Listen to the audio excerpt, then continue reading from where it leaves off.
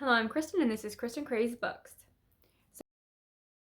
So for today's video, I thought it would be fun to talk about some underrated books that I absolutely adore, that have less than 5,000 ratings on Goodreads. And I just went to my Goodreads and you can sort your read books by different categories. So I went by number of ratings and I was shocked by some of the books on there that have less than 5,000 ratings. I was going to do less than 10,000, but that would have been way too many books. I could have even done less than 1,500 and made quite a list, but this is underrated books with less than 5,000 ratings on Goodreads, and there's quite a few of them in my stack here, so let's just get right into it. And there are two books here that really inspired this video, and the first one is the one that I'm currently reading, and that is Miss Meteor, and this is by Taylor K. Miha and Anna Marie Miclemore, and this came out, I believe, last summer or last fall, and it only has 1,238 ratings on Goodreads right now, which really surprises me. First of all, this cover, I would have thought more people would have been captivated by this cover and want to pick it up. I know Anna Marie Miclemore is a really popular author. I have and love Wild Beauty, and I think a lot of people like YA contemporary around beauty pageants and things like that, so I thought this would have done better. I'm really, really surprised, and as you can see, I will finish this today. This is all I have left, and I adore this. I think this is so fun, so charming. I adore both of our main characters in here. I like hearing their perspectives. I enjoy all the side characters. I'm really into the pageant aspect. There's some magical realism in here that I wasn't anticipating, but I should have known with Anna Marie Miclemore. And really, we're following these two characters, Lita and Cheeky, and they used to be best friends, but something happened and they grew apart, and they come back together again to help Lita win Miss Meteor, the beauty pageant, because no one like her or them has won before, and they just really want to make a statement. They want to make a difference, and Lita's always dreamed of being in the pageant, even when they were little kids, so it's fun to see them come together again. I am really shocked. I was really surprised when I saw that, but yeah, I highly recommend this one, and this was actually in the Once Upon a Book Club box that I recently got, and I'm filming a full vlog of me opening the gifts throughout that, so that'll probably be my next video. But yes, I'm loving this so much. Excited to finish this today. And then my last video was a book recommendations tag, and one of those was a book that has less than 10,000 ratings on Goodreads, and I was really surprised to see that The Beauty That Remains was on that list, and that's really what got me thinking about doing this video in the first place. And so I talked about this book in my last video, but this is by Ashley Woodfolk, and it deals a lot with grief, the power of music and art, and how that can really heal you and how it can bring people together again. So I talked more about it in my last video, so I won't talk about it too much, but just a beautiful book, one of my favorite YA contemporaries ever, and I'm shocked by how underrated it is. Oh, and I should say it has 3,059 ratings on Goodreads right now. Then the next one is a really fun YA contemporary that I actually wanted to give away and remember really liking when it came out.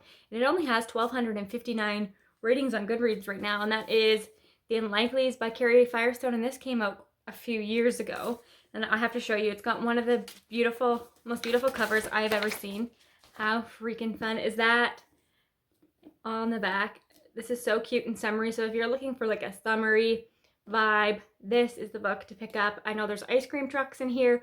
It's about a main character getting her first summer job, but there's some deeper conversations that are had in these pages, and it's one that I'd like to return to soon, but I remember really, really loving it, and I am shocked that with a cover like this, to be honest, because I know lots of people just like me are drawn into covers, but I just don't think this book got the attention that it deserved at the time.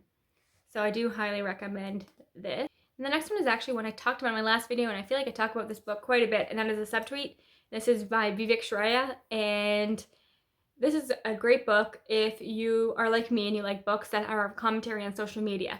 But this one doesn't feel like it's preachy in that way at all. It's very subtly done, and it does talk about the positives and the negatives of social media and what it means to be famous, and how when you put something out into the world, especially online, you can't take that back. And it's just a great conversation in so few pages, and it's an interesting commentary on just the music industry in general and how women are often pitted against one another. I just thought it was really beautifully done. I really like Vivek Shraya's writing, so I'm really surprised that this has less than 2,000 ratings on Goodreads. I think it has 1902 to be exact, so give this one a chance if you see it around. It's a really short, quick read, great commentary. And then this next one is one that I'm not surprised that it only has 669 ratings on Goodreads, because I have not seen it around at all. I feel like I talk about it in my blog quite a bit, but nobody else seems to have read it. But it is The Victorian and the Romantic, and this is by Nell Stevens. This is actually a memoir slash biography where Nell Stevens talks about writing her dissertation on Elizabeth Gaskell, who was a famous author. She writes a lot of classics like North and South, which I would think was her most popular. So she parallels Elizabeth Gaskell's story to her own. So we get alternating chapters about Elizabeth's life, about Nell's life, and I just thought it was really beautifully done, really interesting, and such an underrated memoir. If you like multi-generational family sagas, you have to read You Bring the Distant Near by Matilda Perkins. This only has 3,437 ratings on Goodreads, which is such a shame. I can't believe this one flew under the radar so much when it came out. I think it came out in 2017. And I just think there's so much YA out there, YA contemporary. It's easy for something so great to slide under the radar. But if you like Homegoing by Ya Jessie and you want a more YA version, this is the one. This is the one I would pick up. We're following many generations, and there's some memorable characters in here. I think it's best to go into it as blind as you can, but please, if you come across this, give it a chance. I really, really loved it. Here's another book I talk about all the time. I recommend it all the time. I always say it's one of my most recommended books. Everybody needs to read it, and it's Disability Visibility. This is edited by Alice Wong. I talked about this in my last video. It only has 3,640 ratings on Goodreads, which I do not like. I think more people need to pick this up. I will not stop talking about this one. It just was such an eye-opening experience for me. It's a really great book if you feel like you read diversely, but there's a hole in your reading in terms of disability rep. I think this is a great place to start. And I've seen some incredible reviews from own voice reviewers, and I just think that more people need to read this. I know that not everybody loves nonfiction, but if you're going to pick up one this year, this I would consider picking up Disability Visibility. Now here's another one that surprised me, and again, I talk about this book in my last video. I talk about Tiffany D. Jackson any chance I get, and this is the first book I read by her, and it's Let Me Hear a Rhyme. And this has 3,800 reviews on Goodreads, which is so surprising to me. Her books, I think Monday's Not Coming, has 20,000. Like, her books get a lot of ratings, but somehow this one people aren't picking up, and I can see why it's very different from her other thrillers. I wouldn't call this one a thriller.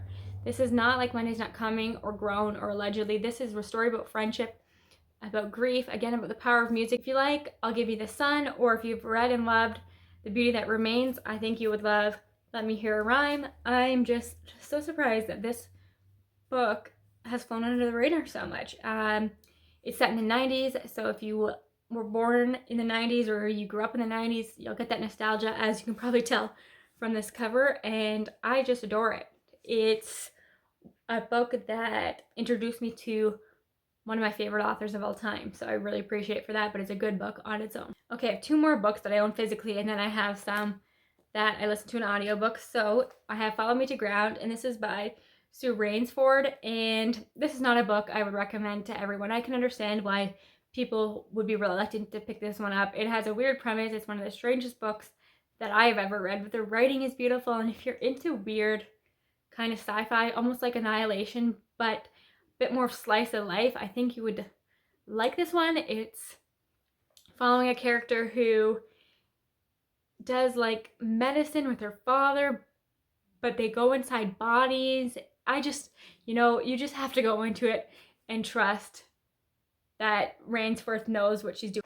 And this actually has 4,614 ratings, so a little bit closer to 5,000 than most of the other books I talked about. And then speaking of weird books and ones I wouldn't recommend to everyone, I have Supper Club, and this is by Laura Williams, and this is a feminist story, and we're following a group of women who start a supper club where they just overeat. They cook huge meals, they eat at restaurants, and they just eat all night.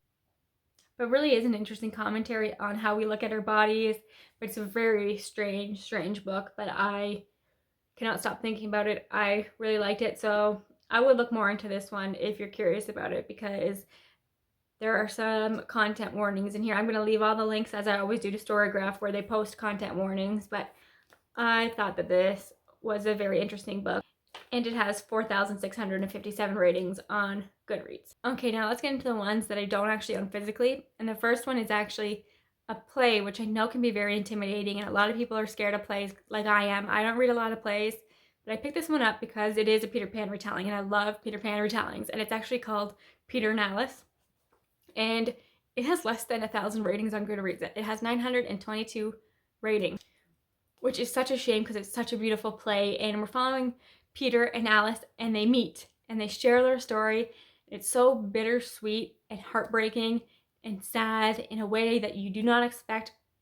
But I do find Peter and Alice, their stories do have that kind of feeling to them. So it's just really, really well done. It's a short play, and I wish I could see it live, but I don't think anybody's doing it right now. But it's beautiful. If you want to get into plays, or if it sounds like something you would like, I would really recommend giving it a try. I actually read it on Scribd, so that's a great one. And then the next one I feel like I see around a lot, so I was surprised that it had so few ratings, and that is Once Upon an Eid. And it has 1,509 ratings, which is really, really low, and especially for how much buzz I felt like this got at the time. And it's actually an anthology collection, and I read it around, I think I read it in December of last year, and it really, really stuck with me. One of the best anthology collections I ever read.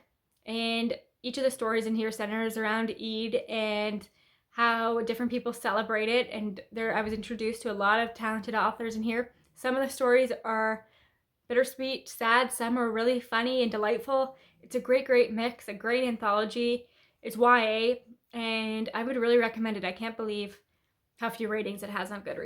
And then if you're like me and you're scared of poetry, I would highly recommend Aphrodite Made Me Do It, because I love Greek mythology, and the illustrations in here are done by the author, and they're so beautiful.